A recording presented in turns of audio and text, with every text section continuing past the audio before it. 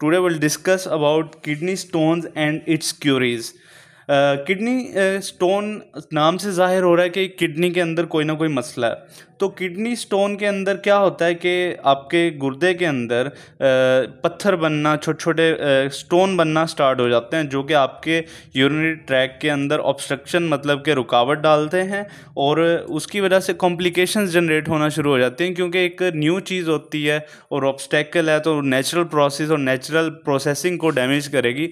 इस वजह से यानी कि किडनी स्टोन हमारी किडनी के लिए और हमारे नॉर्मल यूरिनेशन के लिए भी नुकसानदेह हैं।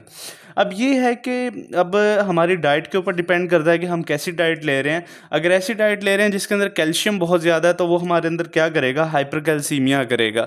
हाइपरकैल्सीमिया की वजह से हमारे जो ब्लड के अंदर कैल्शियम का लेवल है वो बढ़ेगा और उसकी वजह से भी यानी कि हमारे अंदर स्टोन बनना स्टार्ट हो जाएगा और हाइपरकैल्सीमिया से 70% स्टोन बनने के चांसेस हैं।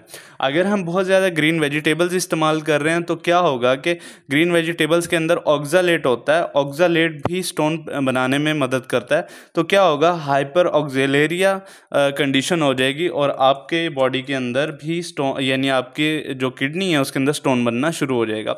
अब होता क्या है कि जब आपका नेफ्रॉन ब्लड की फिल्ट्रेशन करता है तो उस नतीजे में जब यहाँ पे देखें उसने यूरिन यानी कि भेजना आपके रेनल पेल्विस एरिया में, तो रेनल पेल्विस एरिया में ये जो हाई लेवल और कैल्शियम और ऑक्सालेट वगैरह की चीज़ें जब आ जाती हैं तो इस एरिया में स्टोन बनना स्टार्ट हो जाता है और फिर ये यहाँ से हमारे यूरेटर में और फिर ब्लैडर वगैरह की तरफ मूव करना, लेकिन ज़्यादातर आलमोस्ट यहीं पे टेंगल रहता है और यहाँ कॉम्प्लिकेशंस बनाना शुरू कर देता है। अब इसकी क्यूरीज जो हैं किडनी स्टोन की, वो यानी जो बेसिकली हैं वो इसके अंदर सबसे पहले है लिथोट्रिप्सी। लिथोट्रिप्सी के अंदर क्या करते हैं कि हम हाई लेवल ऑफ एक्सरे, ठीक है, हाई लेवल ऑफ एक्सरे यानी एक्सरे रेज को हम इस्तेमाल करते हैं और यानी उस एरिया पे बॉम्बार्ड करते हैं एक्सरेज को जहाँ पे पॉसिबिलिटी होती है कि यहाँ पे स्टोन होगा और उस स्टोन को एक्सरे की मदद से, हाई रेज की मदद से डिस्ट्रॉय करने का यानी कि किया जाता है। तो उसके अंदर क्या होता है कि जो आपका स्टोन होता है वो छोटे छोटे पीसीज में टूट जाता है और फिर वो आपकी यूरिनेशन के तहत एक्सक्रीट आउट हो जाता है। अगर और इसके अलावा भी अगर किडनीज काफ़ी ज़्यादा डैमेज हो जाएं और वो नॉर्मल यानी काम ना कर सकें या उनका ग्लोमेरुलस जो है, ग्लोमेरुलस जो आपको पता है कैपिलरी का एक गुच्छा सा है, अगर वो डैमेज हो जाए तो उस सूरत में हमें डायलिसिस करवाना पड़ता है। तो डायलिसिस के आगे दो टाइप्स हैं, हीमोडायलिसिस और पेरिटोनियल डायलिसिस। हीमोडायलिसिस के अंदर क्या हम एक डायलाइज़र इस्तेमाल करते हैं जो कि एक मशीन होती है, उसकी अंदर यानी कि एक डायलिसिस फ्लूइड होता है और उसी के अंदर फिर आपका एक तरफ से ब्लड जा रहा होता है और एक तरफ से आपको वापस लग रहा होता है। तो क्या होता है कि जब उस मशीन के अंदर आपका ब्लड जाता है तो जो आपके नाइट्रोजिनस वेस्ट हैं वो उस डायलिसिस फ्लूइड के अंदर आ जाते हैं और इस तरह आपको क्लीन ब्लड दोबारा वापस मिल जाता है।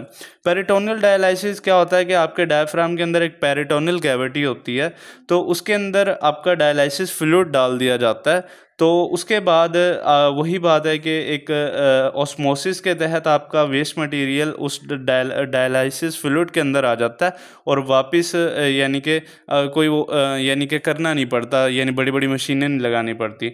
तो ये जो प्रोसेस है ये एक दिन में कई दफ़ा करना पड़ता है और इसकी वजह से पेशेंट काफ़ी उकता भी जाते हैं।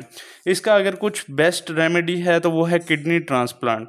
किडनी ट्रांसप्लांट के अंदर सबसे पहले क्या होता है कि आपकी टिश्यू मैचिंग होना ज़रूरी है, ठीक है। जिस डोनर से आप अपना किडनी ले रहे हैं, न्यू किडनी जो आपको लगानी है, टिश्यू मैचिंग करेंगे। अगर आपके साथ उसके डोनर के और आपके दोनों के टिश्यू मैच हो गए तो तब आपको किडनी ट्रांसप्लांट करवा देते हैं। ये उस वक्त ज़्यादातर किया जाता है कि जब आपकी किडनी यानी बहुत कम फिल्टर कर रही हो और यानी कि आलमोस्ट डेड हो चुकी हो, कोई ज़्यादा वर्किंग ना कर रही हो, तो उस सूरत में किडनी ट्रांसप्लांट किया जाता है। Thank you very much.